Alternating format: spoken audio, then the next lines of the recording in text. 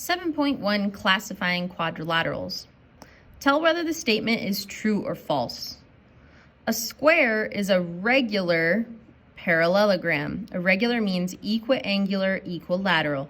That is true. A rhombus is an equilateral parallelogram. Yes, rhombuses are equilateral but not equiangular, so this is also true. A parallelogram is a trapezoid. Trapezoids only have one pair of parallel sides, so they are not a parallelogram, so this is false. A rectangle is an equilateral parallelogram. No, a square is an equilateral parallelogram, and a rhombus is an equilateral parallelogram, so this is false. If two lines are perpendicular, the product of their slopes is 1. If we want two lines to be perpendicular, we want their slopes to be negative reciprocals of each other. So an example of that would be -1/2 and 2. If you multiply those together, that's -2/2, which is -1. So this is false. The product of their slopes is -1. Now we're going to classify our quadrilaterals. So this is a hierarchy diagram of quadrilaterals. You always start with the overarching idea that something is a quadrilateral. Quadrilaterals are any four-sided figure.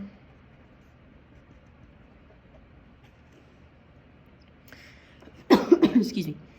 And then it breaks down into 3 types of categories, and it's based on parallel sides.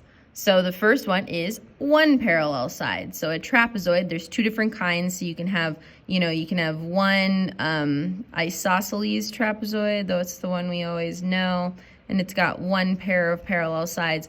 Or you can have something more like this, where you've got it kind of straight on one side. And that's also a trapezoid, one pair of parallel. One pair of parallel sides.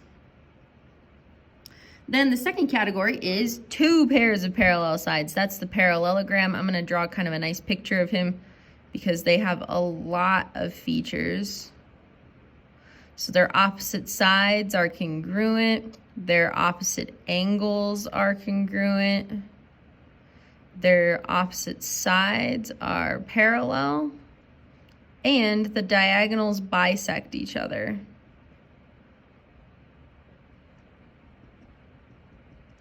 So lots of things come with the idea of parallelogram, but the most important feature is 2 pairs of parallels.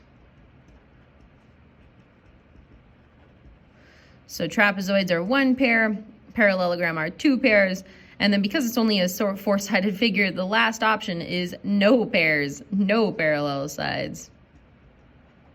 And that's our kite. So our kite looks like this.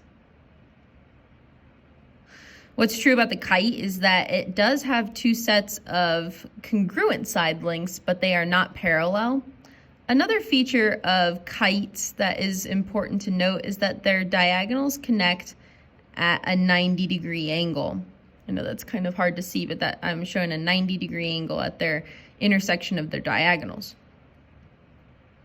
Then we come back to parallelograms, and parallelograms break down further. So kites don't go any further, trapezoids don't go any further, but parallelograms have underlings that come with them.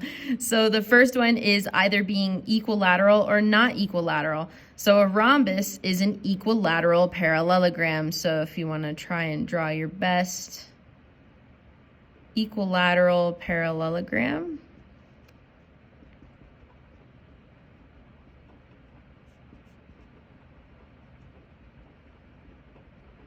There's our equilateral parallelogram. Another thing about a rhombus is that it also has diagonals that cross at a 90-degree angle. Then you've got your rectangle, that's your not equilateral parallelogram. So but it is equiangular.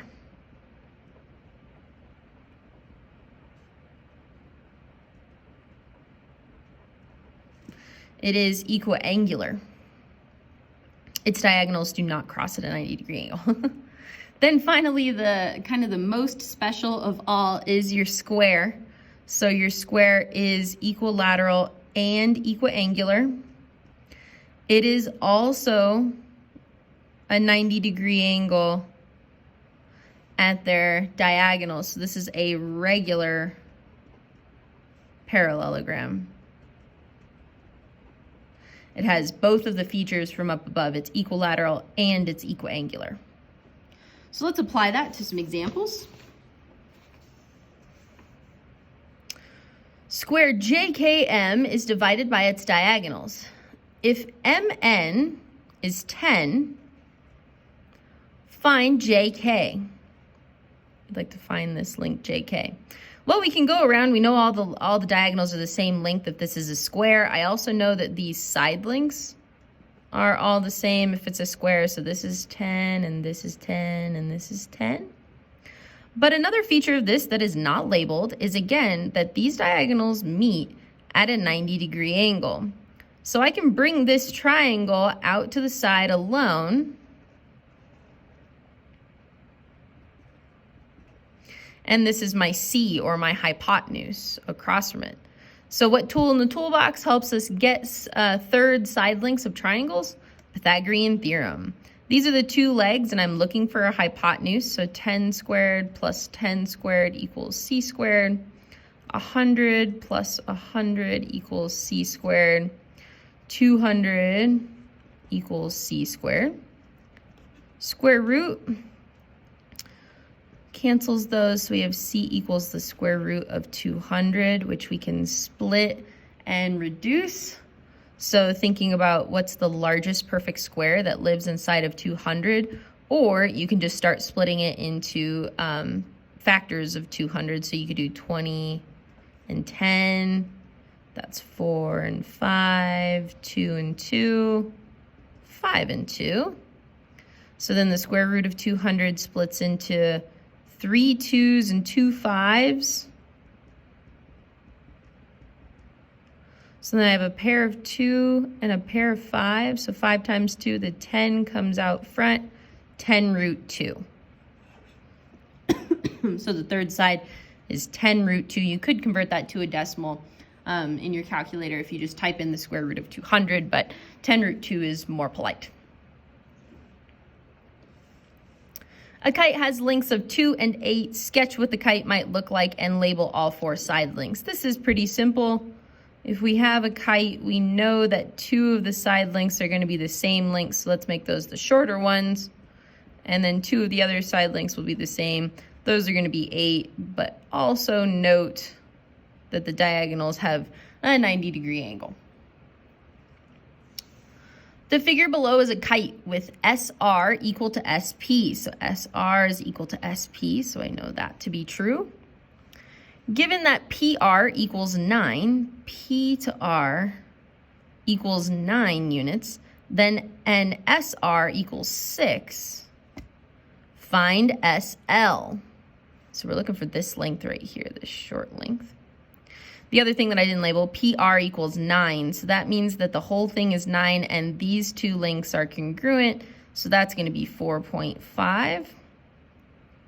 And we're looking for this missing SL length. So if you break this diagram down, there's another 90-degree angle at this corner of this triangle. So if I pull that triangle out alone, we're looking at 4.5 and 6. And a missing length, we can just call it X or A if you wanted to. So again, what tool in the toolbox? Again, it's Pythagorean theorem. So we've got X squared plus 4.5 squared equals 6 squared. X squared plus 20.25 equals 36 minus 20.25 equals 15.75. And I know that that's not going to reduce nicely, so we're going to get a decimal on this one. So X is approximately 3.97, which helps this problem a little more. So SL is approximately 3.97. Thank you.